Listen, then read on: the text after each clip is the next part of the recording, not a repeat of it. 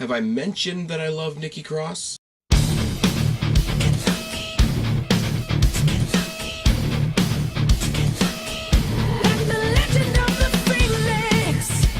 What's going on, everybody? It's your buddy, it's your pal Spaz Phoenix, the YWC Reality Check, here with your NXT review for September 13th, 2017. Gonna get the house cleaning out of the way first, as we always do. Check up in the annotation up there. You will see the playlist for all my NXT reviews. You will see my entire playlist for the Mae Young Classic, and you will see my last edition of Ask the Phoenix. The next edition is coming up at the end of this month. If you want to be involved in that, check out that video. Post your questions in the comment section below. Speaking of the Mae Young Classic, yes, the Mae Young Classic finals were last night. Yes, this is the night after. Yes, I should have done a review for the Mae Young Classic finals. That will be coming either tomorrow or sometime this weekend, just because it is as time allows. I know it's kind of backwards. Mae Young Classic, NXT review, Mae Young Classic. Just trust me, a little bit of a scheduling issue. I will be doing a response to the finale. I will say, it was a great show. It was a great tournament. It was a great presentation overall. Great effort by all 32 women, obviously. But there are a lot of little nitpicks that I have with. Nothing to do with the match. My my hat is off to Shayna Baszler and Kairi Sane and the winner. And the news we got after the winner was announced. It's all very cool. It's all very good. But as far as how they presented it, I've got a lot of issues, and I was going to just give a couple quick thoughts before I got onto my NXT review, but the more I thought about it, the more I had to say. So that will be coming sometime later this week. Sorry about the delay, but sometimes it is what it is. This show tonight was very interesting because there was no real title scenario. I mean, there was a UK title match, but the UK title technically isn't an NXT title. I mean, obviously the women's title is vacant right now. We will adjust that later this week. There was no Drew McIntyre, and there was no Sanity. Well, I kind of have to take that back, but there were no tag team champions. And coming out of the house show that I was at, where I saw all of these people, that's a little bit of a bummer. But on the other side of the coin, it's very impressive that I got as into this week's show as I did without any of those elements. One more thing I should have mentioned in house cleaning, sorry. Go back a couple of videos, you will see my brief thoughts and brief sort of like reflection experience type thing at the NXT house show in Toronto at the Matinee Center, which is realistically the old Maple Leaf Gardens. Really, really cool. Really hope they come back soon, and I really suggest that anytime an NXT house show comes to your city, please go do it. And I know that makes me sound like a mark. I really don't care. Go see it. It was worth it. I was sitting in the 6th row. It was fucking good. We started off with the commentators, which is kind of cool. We didn't open up with any big promo. We didn't open with a match. We opened with dead center on the commentators, immediately reflecting on the NXT retirement of Asuka and how much she meant to the company, how much she meant to the brand, whatever. I will say, later on in the show, there was a great video package. Not only her, you know, arrival in NXT, her establishing herself as champion, but all the other women. Obviously, they pull a lot of main event women that have fought with her: Charlotte, Nia Jax, Bailey. They grabbed Ember Moon into it, and it was really, really good. But the whole show last week was really leading up to her announcement. I don't think necessarily that you needed to dwell on that again this week, but I mean, WWE is who they are, and they do what they do. And as far as, you know, memorializing events like that and putting together their video packages and their highlight reels and their retrospectives, they're always really good. So it was really well, and it was really put together, and it got you excited for her debut on Raw, which they've announced already, which is really dumb. And that's the first in a long line of ways that the main event roster will probably fuck up Asuka. Let's be real for a second. But then we get to what I thought was going to be the main event of the night, and that's Peyton Royce and Billie Kay, the iconic duo, which is a really retarded tag team name, but whatever, versus Ruby Riot and a mystery opponent. Now, I mentioned the Mae Young Classic. I had heard for the past 2 days, and I didn't read any spoilers. I didn't read the results from the tapings and all that sort of thing, but I had heard on Twitter and in a couple of other places that this mystery opponent thing was going to be NXT's way of introducing Dakota Kai, which I really would have marked out for, because out of the 32 women in the Mae Young Classic, she's in the about 6 or so that I really hope they sign. I mean, if you watched any of my reviews of the Mae Young Classic, you can clearly see where my biases lay. I mean, 2 of them made it to the finals. A lot of people shit on Shayna Baszler for being green. I don't care. She's good. I mean, it is what it is, and what happened in the final happened in the final. But I really thought that they were going to introduce Dakota Kai here, and they didn't. And what they did was even better if you've ever paid attention to the things that I say here in an NXT review. So it's Peyton Royce and Billie Kay versus Ruby Riott and the Mystery Apartment. Mystery Apartment. Because I can speak, I swear. Mystery opponent. And no one comes out. So the referee says, fuck it, and they go into the match. I will say, the, can't think of her name. I don't know any of the referees' names. But they've got the blonde chick that was refereeing a lot of the Mae Young Classic, who's the first full-time female referee in the WWE refereeing this match. So, again, feel bad I don't know her name or I didn't write it down or anything like that, but congratulations to her. That is a worthy thing to mention. Sorry, I still sound like shit. I'm aware. Single leg by Ruby on Peyton Royce to start, and some mounted punches. A drop kick by Riot, a discus forearm by Kay. Double mud hole stomping by Iconic that goes on for quite a while. Quite a while, enough for the camera to pan across, out of the ring, to the crowd, where Nikki Cross sort of skulks her way through the crowd to ringside. Riot and Royce, they trade some punches for a while, and there's an flying elbow by Riot. A double front suplex by Iconic. Kay misses an elbow shot and hits her partner in the face. Riot tosses Kay into Royce, and Nikki Cross climbs up onto the apron. And as Ruby Riott is how can I say this, collecting herself in her own sort of neutral corner, Nikki Cross appears right behind her and tags her. She doesn't really tag her in the traditional way, shall we say. She reaches over her shoulder and slaps her in the chest. But I mean, a tag is a tag, and a tag is a tag. Forearms and clotheslines for everybody by Nikki Cross, who just looks like she's excited to be in a fight. Luthez pressed by Cross and some mounted punches. Crossbody by Cross, yeah, I said it. And she basketballs the head of Peyton Royce off the mat. Fisherman's neckbreaker by Royce, and Ruby Riott the whole time is just sitting in the corner, and she's thinking about it, and Nikki Cross tags her back into the match and leaves. Mind games abound. Quick senton by Riot gets the win, but what you really see is Iconic on the rampway wondering what the fuck happened, and more importantly, Ruby Riott in the ring wondering what the fuck happened, and I think it's really good. I think it's kind of cool. They could go a couple different ways with this. They could have Nikki Cross mocking Ruby Riott about how she had to save her last week. We could play up that Nikki Cross is insane and will just find any excuse to put herself into a fight. We can play up that, you know, Nikki Cross is going to attack Ruby Riott at some point, but until then she's just going to stay right on her hip and just be weird and crazy. There's a lot of ways they could go with this, and they didn't explain any of it, and that's okay. Decent match for Ruby Riott. Great moment for Nikki Cross. And as I say, Peyton Royce and Billie Kay, their gimmick doesn't really make sense. They're a tag team in a division that doesn't have a tag team title. And that is what it is, and the tag team name is stupid, but every time I see them in the ring, they impress me. So there's that.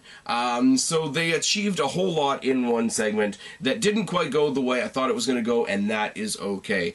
Unfortunately, somebody in the back gives No Way Jose a microphone, and we get the announcement that next week we're going to get the riveting conflict of No Way Jose versus Lars Sullivan. Put me to fucking sleep. Right there. What doesn't put me to sleep? Johnny Gargano, who was at the house show that I was at, which was friggin' really great. Also, Sabatelli and Moss, who I could not give a fuck about. Riddick Moss aka Gimmick Lost, versus Johnny Gargano. There's a collar and elbow tie up and a side headlock by Gargano, and there's a pretty decent beatdown by Gimmick Lost, and it's broken up, for me anyway, by Tito Jobberelli out there in the corner is, you know, clapping around trying to get the crowd behind his tag team partner, and somebody clearly in the front row says, "Stop clapping, Tito," which made me smile a whole bunch. Multiple lariats by Gargano and a rolling kick and a baseball slide and a bowling ball off the apron, much like he did in the Cruiserweight Classic, which is good. Head scissor into a Gargano escape, which Gimmick Lost actually manages to get his way out of. Gargano kind of goes a bit nuts, and I can't read my own writing. I really can't. But that's really unfortunate. Gargano sort of loses his mind because his submission was broken. Like, it's so unfathomable, so unbelievable that it broke him up here a little. So he takes a moment to kick Tito Jobberelli off the apron and hits the slingshot spear that I love so fucking much for the win. I like it and I don't, because the slingshot spear should be a finisher, but the entire time we've seen him in NXT, it's been a sort of middle of the road, middle of the match type maneuver. His finisher didn't work in this match. His non-finisher won the match. Now, I don't know whether they're trying to play that off as surprising or whether it's something that doesn't make sense. I have to see if this is something they're going to do going forward, if this is a change they're making in his offense now that he's a singles guy. But, Tito Jobberelli and Gimmick Lost can get off my fucking TV. Oh, and fuck yes. Street Profits versus the Ely Brothers, which really doesn't excite me at all. I like the Street Profits, aka Crime Time 2.0. I like the fact that, you know, they have a following. They've done the social media thing. They've been out in the crowd. They've built themselves a following. Like, it is a party. Quite legitimately, when they come out, the crowd is all on it, which is great. And they do the whole Red Solo Cup thing, but I like it. The crowd following suit, because there was the Red Solo Cup was black, and it came out and they had the actual Street Profits logo on it. So the entire match, you've got Black Cup Mania chants going on. It's all good. You got Gabriel and Uriel, the Ely brothers. Uriel. That's not a dude's name. I'm just putting that out there right now. But Dawkins and Uriel in a collar and elbow tie. Uriel steals the headbands off Dawkins' head. One punch knockdowns by Dawkins are just funny to watch. Double splashes by the Profits. Double team leapfrogs by the Profits. Lariat by Gabriel. Corner spear by Uriel. Rolling clotheslines by Dawkins and corner splashes to boot. Spinebuster. Frog splash. Profits get the win. I don't know why the Ely brothers have a job. They are out there as, like, the most dominant-looking jobber team I've probably ever seen in my life. This match would have been better, and you could have done the same thing if you got two no-names out of the Performance Center. And I don't say that in a disrespectful tone. You get two no-names out of the Performance Center, they get a little, you know, 5-10 minutes on TV with the Street Profits, which are obviously being pushed as a big tag team. Street Profits versus New Day, somewhere down the line, it'll be good. Street Profits versus whenever Enzo and Cass get back together, could be good. Street Profits versus the Usos. Oh my good lord. And the main event is Pete Dunne versus Wolfgang for the WWE United Kingdom Championship. And as I've said before, and I've said again, there are a lot of rumors that NXT is going to be getting a mid-card title. I don't know what it's going to be. A lot of people are saying the TV Championship, but they don't really defend it on TV. They defend it on the WWE Network. Now, I understand, up here in Canada, for myself, WWE Network is on TV, but for most of the world, it's on your gaming systems or your tablets or your TVs or whatever. You'd be better off, and it would actually make more sense to do something like Zack Ryder did a couple years ago and make an internet championship. But because Zack Ryder a couple years ago made himself an internet championship and it was a fucking joke, I don't think they're going to do it that way. Until they establish this new mid-card title, whatever it's going to be. I am totally okay with the UK Championship of the WWE being their pseudo mid-card championship on NXT. It gives the UK guys a home and a platform to present on because, you know, they were supposed to get their own show and then WWE started making cutbacks. Oh, yes! Pete Dunne versus Wolfgang. Collar and elbow tie up and a wrist lock by Dunne and a slam by Wolfgang. Armbar by Dunne, and he tortures the fingers. Pete Dunne, and I know when I've had previous Pete Dunne matches, especially with Tyler Bate, I don't know how to portray to you guys properly the way this guy focuses on joint manipulation, fucking up your elbow, fucking up your shoulder, taking apart your hand right in front of you. It is painful to look at, which wrestling is supposed to be, kind of like a Vince McMahon headbutt, but you know, that's another story for another video. Rolling front slams by Wolfgang and a corner splash, apron DDT by Dunne, and then he follows it up with a Kimura body scissor combination. Deadlift vertical suplex by Wolfgang, immediately followed by a splash, corner enziguri by Dunne, spear by Wolfgang, somersault suicide dive over the top rope to the floor by fucking Wolfgang. That is terrifying. Somebody that big should not be able to move like that. Gets him in the ring, and just to tap it all off, he hits him with a moonsault, which is great. X-Plex by Dunne. Second rope stalling vertical suplex by Wolfgang is just like, I'm going to leave you up there until I want to put you down. And from there on to the end of this match, they go one for one. One maneuver for one maneuver, and it's very pronounced. Bang, bang. Bang, bang. But it's not a trading of punches. It's not a trading of slaps or elbows or forearms like you would get in an Asuka match, for example. Swanton bomb by Wolfgang, triangle choke by Dunne, forearm by Dunne, boot by Wolfgang, enziguri by Dunne, jackhammer by Wolfgang, back suplex by Dunne, lariat by Wolfgang, bitter end by Dunne. He gets the win. He defends his title. It's not the end of the night. The end of the night comes when the ROH boys, who don't have a team name and have a really ugly shirt on WWE.com, come out and surround Pete Dunne. And he sort of sees the writing on the wall, figures he might as well fight his way out, takes a shot at one of the guys. I'm sorry, Adam Cole looks like he's a cool dude. I've never seen the guy wrestle, but he looks like a cool dude, carries himself well. The other two that are with him look like their parents were related before they were married.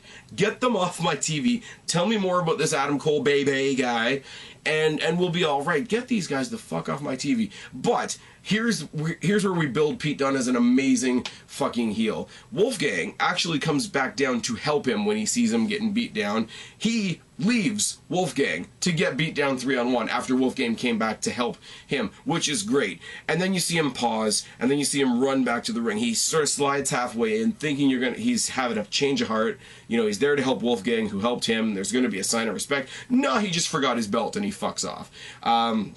They beat down Wolfgang. He gets a Shining Wizard from Adam Cole, baby. And then they fuck off through the crowd. And they fuck off through the crowd, looking in, saying it's our NXT, it's our era, etc., etc., etc. And Wolfgang is tended to by Trent Seven and Tyler Bate, who showed up a little late to the party, if you ask me. But it's interesting, because one of the more interesting things going on in NXT, whether I know anything about them or not, is these boys from ROH. And if you want to intersperse those guys with the guys from the UK division, and they want to sort of all introduce each other to the WWE Universe together, that could be a cool thing. I mean, Pete Dunne's obviously going to go keep defending his title, but if you're going to get Trent Seven, Tyler Bate, and Wolfgang versus Adam Cole and his inbred friends, that might be okay. Apparently Red Dragon are a cool tag team, but right now they just look like they skipped a couple steps on the evolutionary ladder. I'm just putting that one out there. This was a good show. Like I say, I'm going to have a lot more to say about the Mae Young Classic tomorrow or sometime this weekend. We're already thinking about TakeOver in November. That's all I'm going to say about that. Anyways, hope you guys enjoyed this as much as I did. I've been Spaz, your YWC Reality Check. Subscribe up there. Talk down there. Start a conversation. Keep all these conversations going. Don't be a stranger. I'll talk to each and every last one of you later. But for right now, I'm tagging out. Bye, guys.